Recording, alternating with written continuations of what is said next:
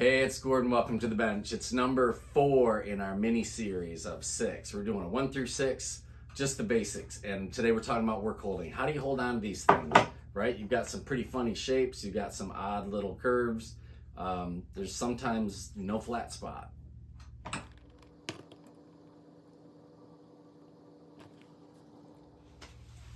Okay, we're on number 4 in our video series, 4 out of 6. And tonight the topic is work holding. And I've got 5 or 6 or 7 tips I want to share with you. Not really tips, I'm just going to show you what I do. That's really what this is all about. Show you what I'm doing. Some of this will work for you, some of it may not. But let's get into it. Number 1, Bessie clamps. Bessie clamps are the shit. This is what you need if you're a one-man show and you're holding on to things, but you have one free hand. So my Bessie clamps are my go-to for a number of reasons. One, it's just they've got a really good bite, and we're not talking about C clamps and using 2 hands. We're just trying to get by with 1 hand. So they're really easy to work with, and they do a great job. I'm using the EHK series, which is this is an M06. It's a trigger clamp. It's got a trigger in there for release. This is EHK, I think it's the L series. It is L12. So is it safe to say maybe L for large, medium, M for medium? And then there's the small little guys too, and I have a bunch of those. But let's get back to why I love these things. It's a one-hand show, right? So the glide is super easy. Whether I'm holding it upside down or I'm holding it right side up, when I hold that trigger and release it, I can move this freely. And I can get the setup I want. I can get the amount of force I want, up to 100 pounds, I think, on the M series. And they're just fantastic clamps. As far as the quality and the functionality, being able, again, to do these things with 1 hand is a big deal to me. I just hold on to the bottom, grabbing onto your bench. If you're going to stick a part off the end of your bench and get a bite on, I'm holding my workpiece, I'm working with my clamp. So if that doesn't speak for itself, let me do a comparison and show you where I used to be, and that is the old school quick grip. These used to be the cat's meow. You thought this was what you really needed. The release is this metal tongue that sticks out, and now having worked almost exclusively with Bessie, to go back to this is kind of painful. So I don't use these, but what you have is this sharp metal tongue sticking out. So after you apply force, you've got probably a similar amount of force that you can bite with. But this is really tight, and it's a really hard snap. And if you listen to it, it pops. And when it does, kind of stings you, right? It's like getting popped by something sharp and metal every time you release it. So needless to say, I brought this out just for the video. Those don't make it out to the work area much. I just love Bessie. These are so smooth, they're so cool. And they're affordable, right? So the medium size, like this little guy, EHK, is by itself 15, 18 bucks.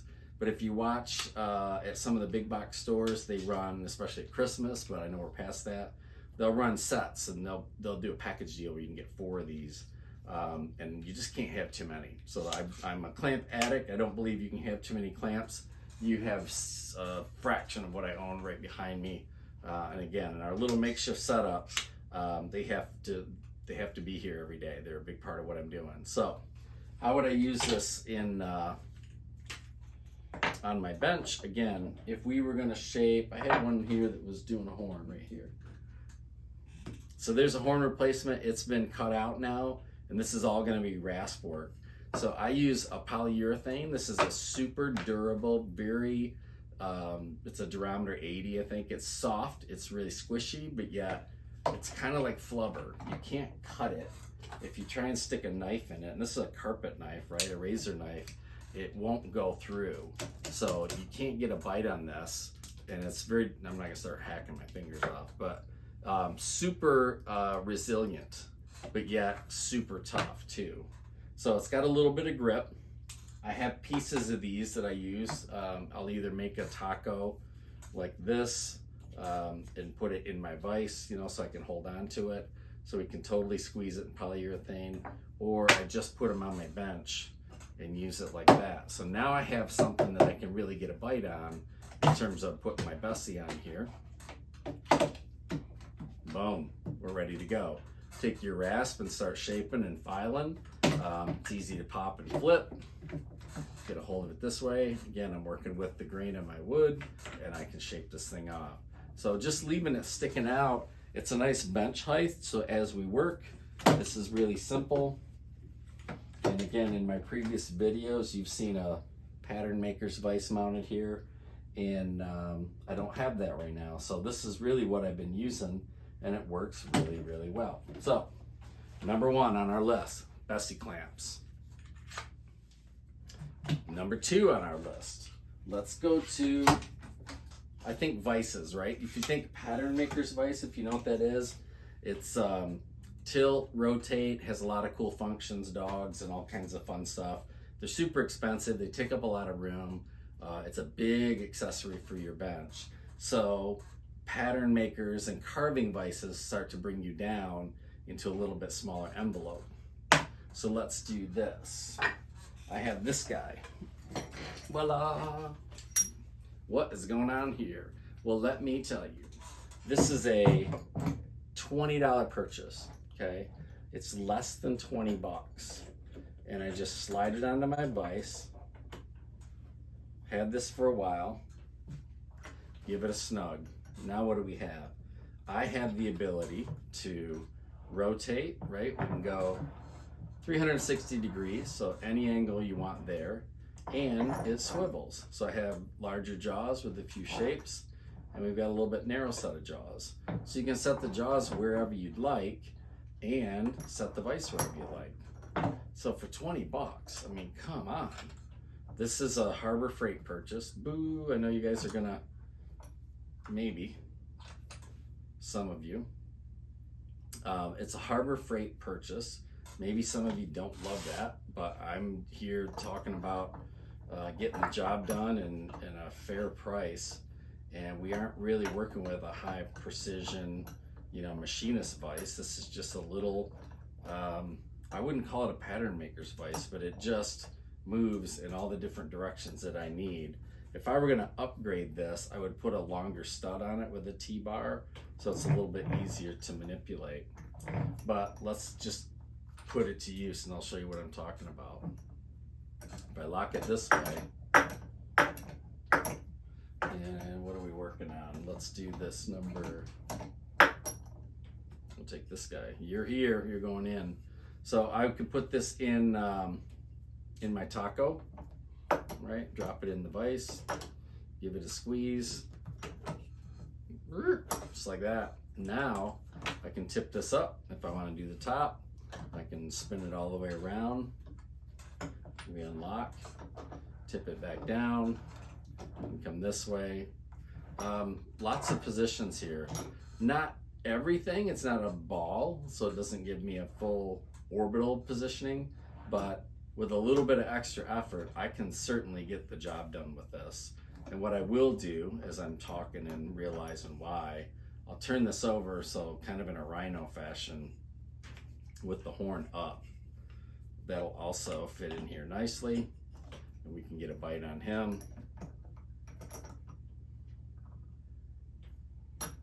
And then I can turn him up this way. So if I'm working in the back side, I've done that as well. So this is a cute little vise for less than $20, right? It's hard to believe somebody can actually make this for 20 bucks in some other country and ship it here and still have a profit. There's a fair amount of detail there and a fair amount of functionality for you. So this is my little version of a carving vise, and there's your $20 tip. Okay, moving on.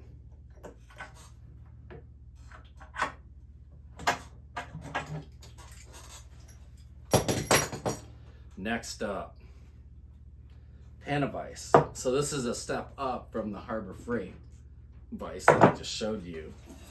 And a Panvice, I believe that's a trade name. Let's go right there.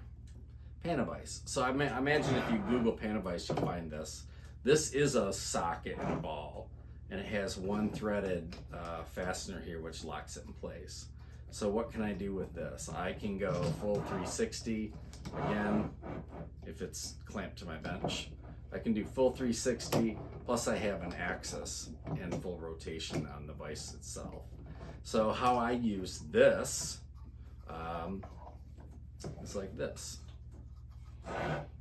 Because I'm not screwed to my vise and I don't have it mounted permanently, I'm going to go to a Bessie. I'm going to grab a hold of it with a Bessie clamp. So I'm not putting a ton of force on this thing. But now I have a threaded rod. This is all steel. It's a fairly heavy gauge, and it's got rubber ears mounted on its vise face. But what I can do, I'll turn it toward me for a second. Because it is a threaded rod, we can get a lot of force.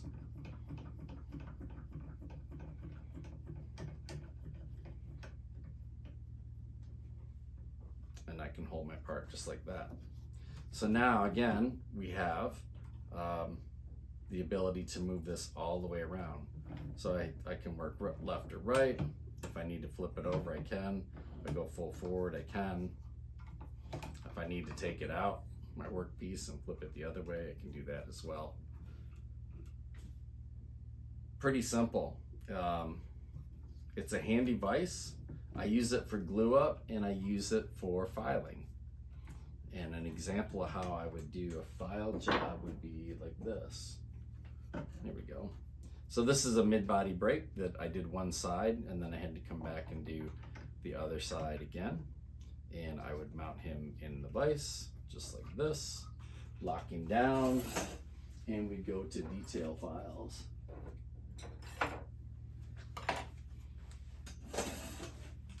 Just like this. It's at a really nice height. I can see exactly what I need to see. Okay, one hand operation. I can move my part around if I need to.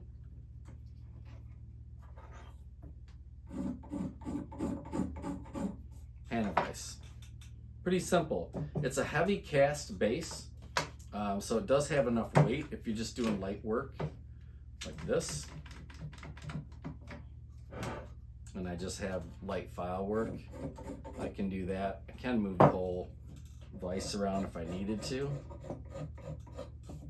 But there you go. Panvice. Don't know the price. I'll look it up and I'll put it down at the bottom of the screen.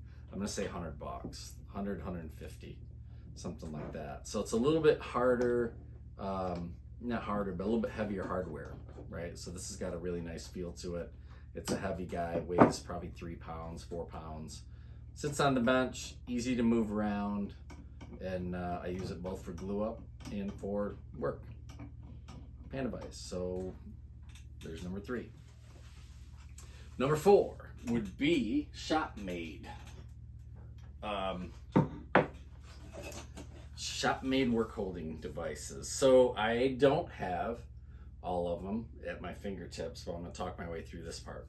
So if you have a discarded, broken, rusted, plain base, the casting, and it's broken, you're not going to use it, right?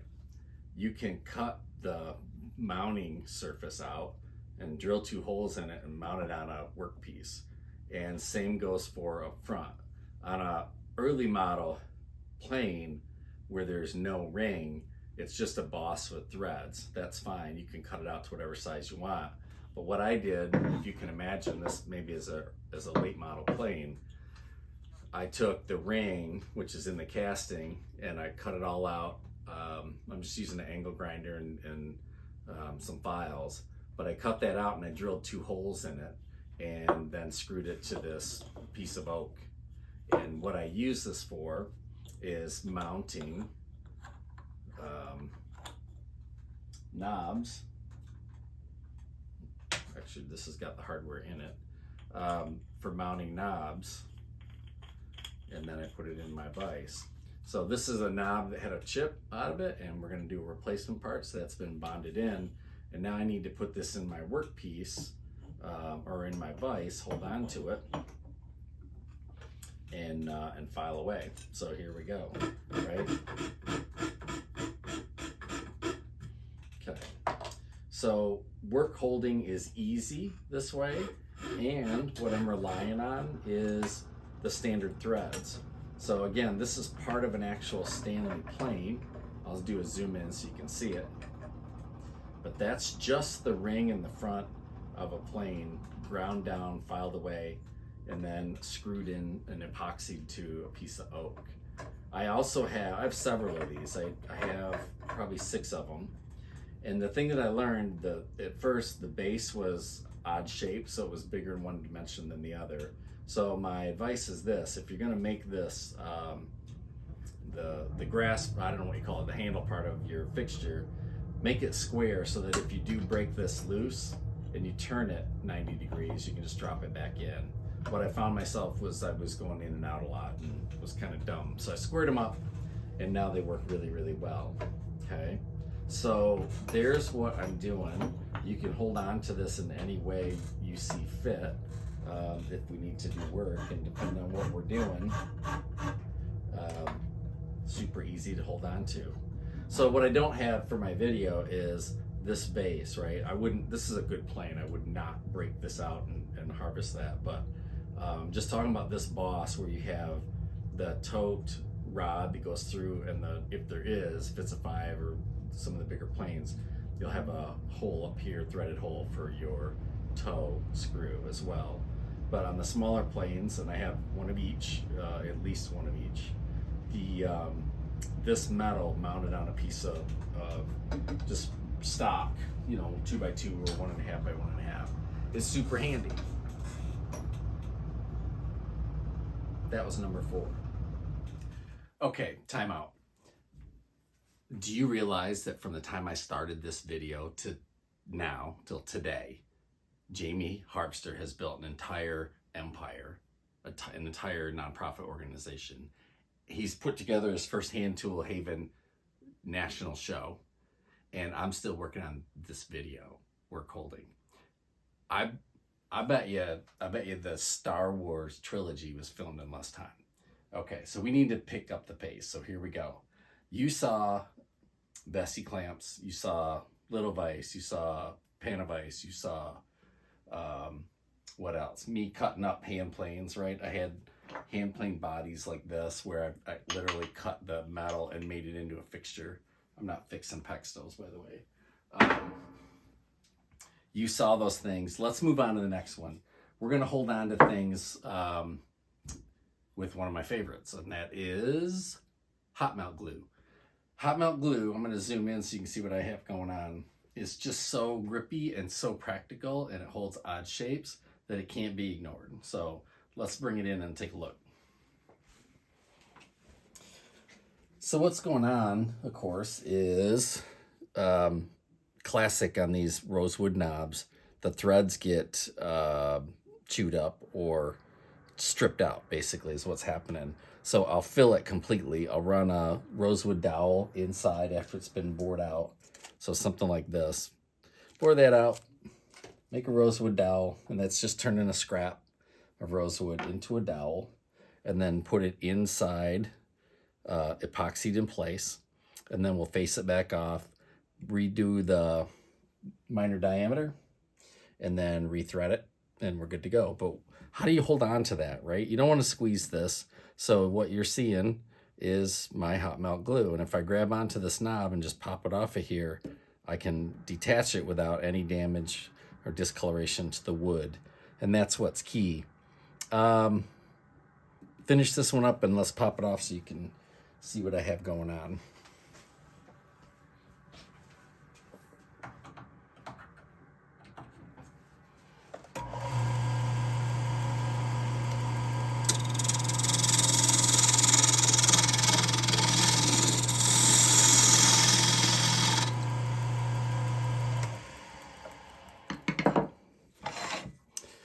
now that we have a crescent shape in there, just a bowl, some people would call it a pot chuck, some people would call it a whatever. I'm just turning a radius in here so that I can seat this guy. And then what I'm going to do is glue him in place. So we'll plug in our hot melt. So I just set the rosewood in the pot chuck, right, in my little fixture. And then I center it up as best I can. And what I'd like to do is just use my tool rest as kind of a guide or a gauge, if you will. I've set it at the diameter there of my little foot, little bead, and make sure that I'm concentric.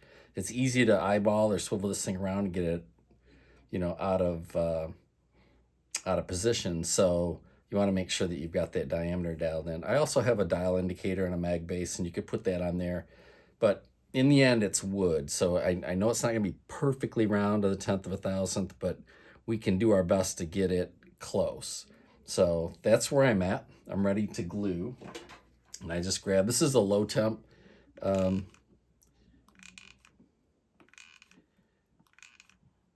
melt glue. Just kind of like welding, just going to put a bead all the way around. Do not turn your lathe on at this point. If you don't ask me how I know that either. It'll turn opaque once we're good.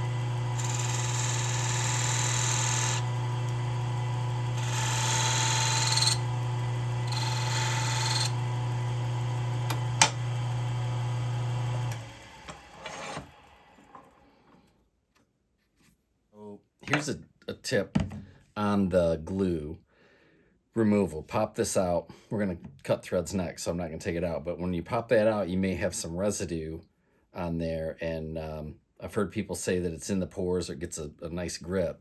Well, it's as simple as isopropyl alcohol. And we just, with alcohol and hot melt glue, they don't play nice. So that's a good thing. A little bit of alcohol and the glue just comes right off.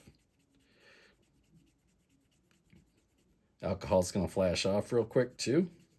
It's not going to cause any damage. Glue line, no more. With the bigger pieces, when I do totes and I glue them to a sled, a lot of times it just pops off. I think I've kind of found a sweet spot between too much glue and not enough glue.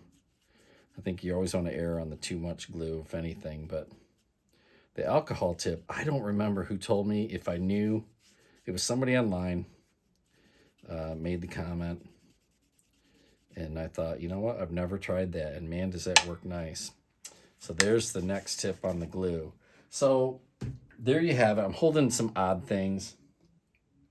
If you don't like the glue, like this was one from our Bessie segment.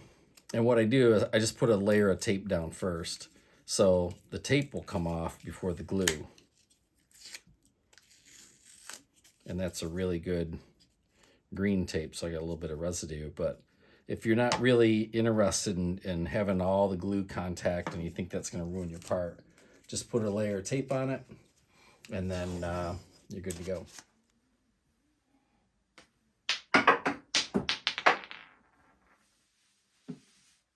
That was my part. Don't worry. Okay, I'm done. I'm tapping out on this video. I don't know. I got to do better. That's all I can say. I got to do better. I'll tell you what. If you want to talk more about work holding, meet me in Erie, Pennsylvania in June. It's the Midwest Tool Collectors National event, and it's the spring meet. And it's going to be in Erie, Pennsylvania. The date's on the website. Go to MWTCA. I'm going to be one of the presenters. Yay! So I will be glad to share anything I can with you at that time. But I'm going to be there for a couple days. And I've got a table set up. So stop by and see me. If you have questions, write it down. Bring it. I'll be there. I'd love to meet you. I'd love to talk more about what I got going on. Okay, that's one. Two, Plain Wellness. If you're not familiar with Jamie Harpster's organization, take a minute and go look him up. It's an amazing nonprofit. He's doing a bang-up job. I don't even have words for the things that he's done. And he's got his first annual Hand Tool Haven, and I can't be there. I have a conflict with my stuff, so I am jealous as hell. I'm not going to be able to go to the first Hand Tool Haven, but I can guarantee you I'll be at the second one, and it's going to be even better probably than the first one. But no reason to delay. You need to go to the first one and then tell me how it is. What's up next? We're going to do coloration. I'm going to spend a few minutes with some trans tint dyes. I'm going to show you the cool stuff that I'm doing with that. So we're done. Thanks again for watching. Like, subscribe, shoot me an email, hit me on Facebook, whatever you need to do. I am around, and I will get back with you sometime within the year.